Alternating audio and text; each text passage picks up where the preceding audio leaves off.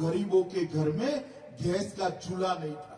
ಈ ದೇಶದಲ್ಲಿ 10 ಕೋಟಿ ಬಡವರ ಮನೆಯಲ್ಲಿ ಗ್ಯಾಸ್ ಕನೆಕ್ಷನ್ ಇರಲಿಲ್ಲ। एक 5 ही साल के अंदर भारतीय जनता पार्टी की नरेंद्र मोदी सरकार ने 6 करोड़ गरीब माताओं के घर में फ्री ऑफ कॉस्ट गैस का चूल्हा देने का काम ये भारतीय जनता पार्टी की नरेंद्र मोदी सरकार ने किया है। ಕಳೆದ 5 ವರ್ಷಗಳ ನರೇಂದ್ರ ಮೋದಿ ಸರ್ಕಾರದಲ್ಲಿ ಈ ದೇಶದ 6 ಕೋಟಿ ಮನೆಗಳಿಗೆ ಇವತ್ತು ಉಚಿತವಾಗಿ ಗ್ಯಾಸ್ ಕನೆಕ್ಷನ್ ಅನ್ನು ಕೊಡುವಂತ ಕೆಲಸ ನಮ್ಮ ಭಾರತೀಯ ಜನತಾ ಪಕ್ಷದ ನರೇಂದ್ರ ಮೋದಿ ಸರ್ಕಾರ ಮಾಡಿದೆ। 8 करोड़ गरीबों के घर में शौचालय पहुंचाने का काम भारतीय जनता पार्टी की नरेंद्र मोदी सरकार ने किया। 8 ಕೋಟಿ ಜನರ ಮನೆಗಳಿಗೆ ಶೌಚಾಲಯವನ್ನು ಕಟ್ಟಿಸಿಕೊಡುವಂತ ಕೆಲಸವನ್ನ ನರೇಂದ್ರ ಮೋದಿ ಬಿಜೆಪಿ ಸರ್ಕಾರ ಮಾಡಿದೆ।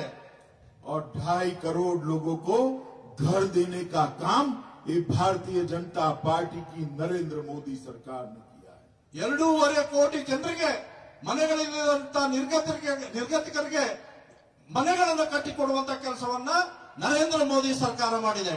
2.5 करोड़ लोगों के घर में आजादी के बाद पहली बार बिजली पहुंचाने का काम भारतीय जनता पार्टी की नरेंद्र मोदी सरकार ने किया है। 2.5 ಕೋಟಿ ಜನಕ್ಕೆ ಮನೆಗಳಿಗೆ ವಿದ್ಯುತ್ ಅನ್ನ ಕೊಡುವಂತ ಕೆಲಸವನ್ನ ಬಿಜೆಪಿಯ ನರೇಂದ್ರ ಮೋದಿ ಸರ್ಕಾರ ಮಾಡಿದೆ।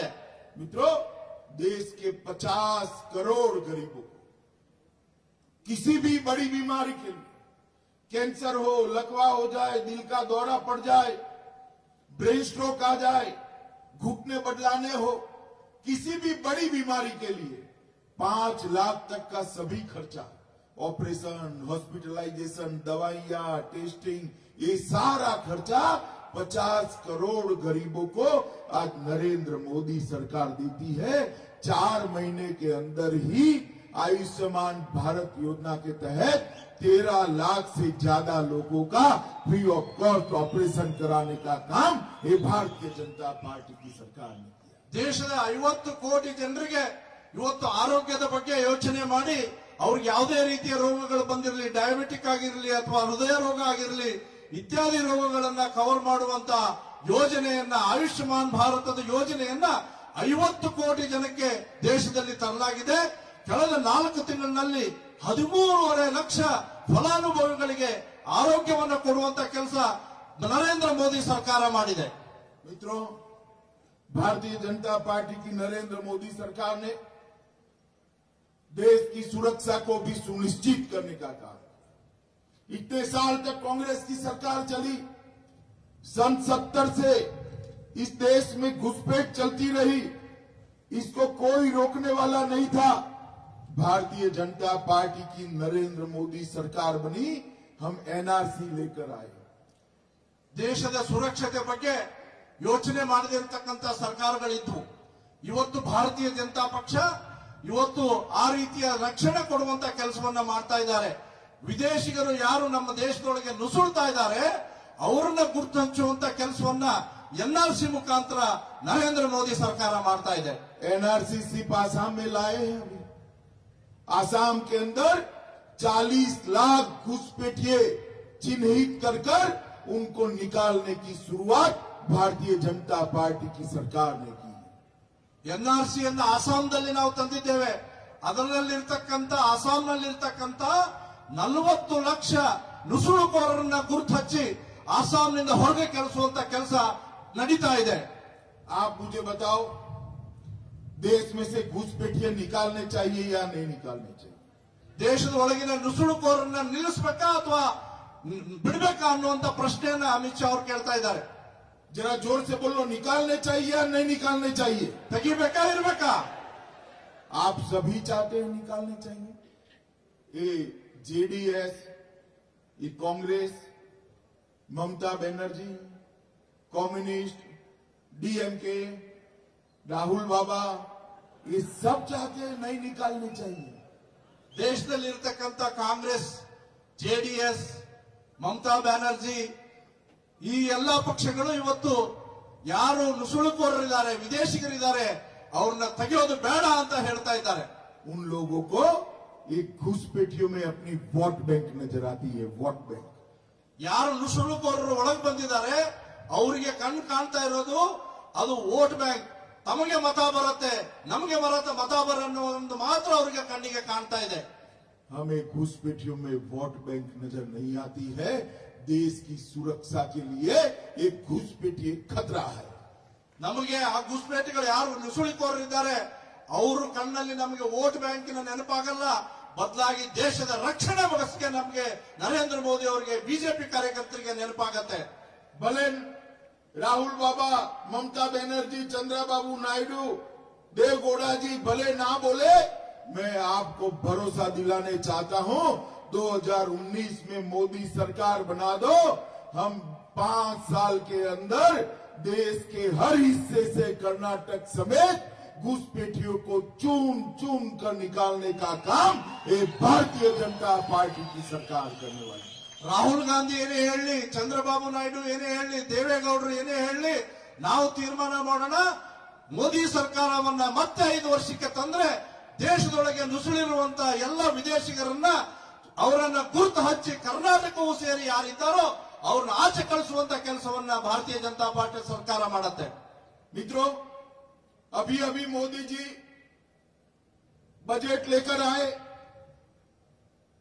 और बजट के अंदर एक किसान के लिए योजना लेकर आए, जिसमें देश के हर लघु और सीमांत किसान को, स्मॉल एंड मार्जिनल फार्मर को 1 साल में 6,000 रुपया इसके बैंक अकाउंट में सीधा जमा करने की व्यवस्था ये भारतीय जनता पार्टी की सरकार ने. ಇತ್ತೀಚೆಗೆ ಮೋದಿ ಸರ್ಕಾರದ ಬಜೆಟ್ ನಲ್ಲಿ ನಾವು ಹೇಳಿದ್ದೇವೆ, ಸಣ್ಣ ಮತ್ತು ಅತಿ ಸಣ್ಣ ರೈತರಿಗೆ ಪ್ರತಿ ವರ್ಷ ನೇರವಾಗಿ ರೈತರ ಅಕೌಂಟ್ಗೆ 6,000 ರೂಪಾಯಿ ನೇರವಾಗಿ ಅವರ ಅಕೌಂಟ್ಗೆ ಕೊಡುವಂತ ಯೋಜನೆಯನ್ನ ಭಾರತೀಯ ಜನತಾ ಪಕ್ಷದ ಸರ್ಕಾರ ಜಾರಿಗೆ ತಂದಿದೆ. और मित्रों, देश भर के लगभग 13 से 15 करोड़ किसानों को 75,000 करोड़ रुपया, 75,000 करोड़ रुपीस ये भारत सरकार इसके बैंक अकाउंट में देने वाली है.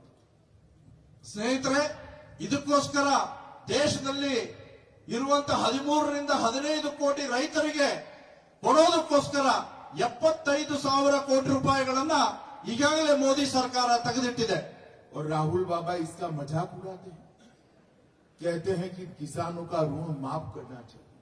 राहुल बाबा, कर्नाटक में आपने किसानों का ऋण माफ करने का, कर्जा माफ करने का प्रॉमिस किया था. 48,000 करोड़ का कर्जा है, 48,000 करोड़ का. 48,000 करोड़ में से सिर्फ 1,600 करोड़ 1,600 करोड़ आपने माफ किया है. कर्नाटक के किसान के साथ धोखा करने का काम एक कांग्रेस की सरकार ने किया.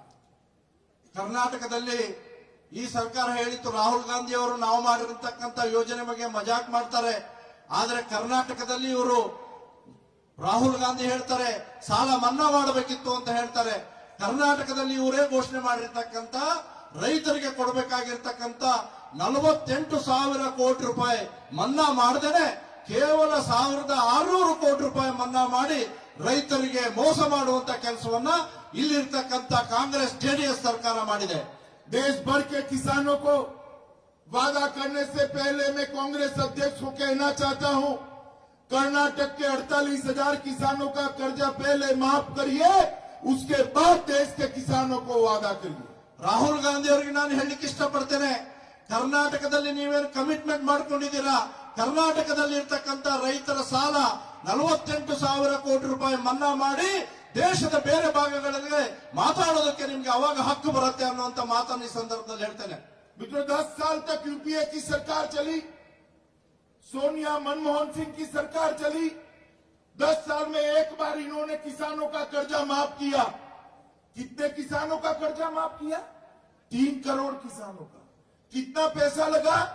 53,000 करोड़ रुपए. 3 करोड़ किसानों का कर्जा 10 साल में एक बार माफ किया और 53,000 करोड़ माफ किया. मोदी जी की सरकार ने ये नई योजना जो लाए हैं, वो 13 से 15 करोड़ किसानों को फायदा देने वाली है। आपने 3000 करोड़ को फायदा दिया, हम 13 से 15 करोड़ किसानों को फायदा दिया। ದೇಶದಲ್ಲಿ 10 ವರ್ಷಗಳ ಕಾಲ ಹಿಂದೆ ಯುಪಿಎ ಸರ್ಕಾರ ಇತ್ತು.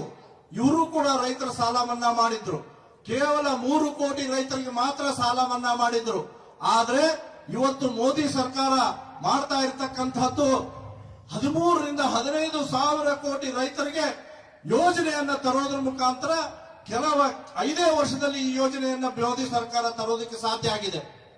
मित्रों, उन्होंने 10 साल में 53,000 करोड़ रुपया माफ किया। मोदी जी हर साल 75,000 करोड़ देंगे। 10 साल में इनके 53,000 करोड़ के सामने 53,000 करोड़ के सामने मोदी जी 7,50,000 करोड़ रुपया किसानों को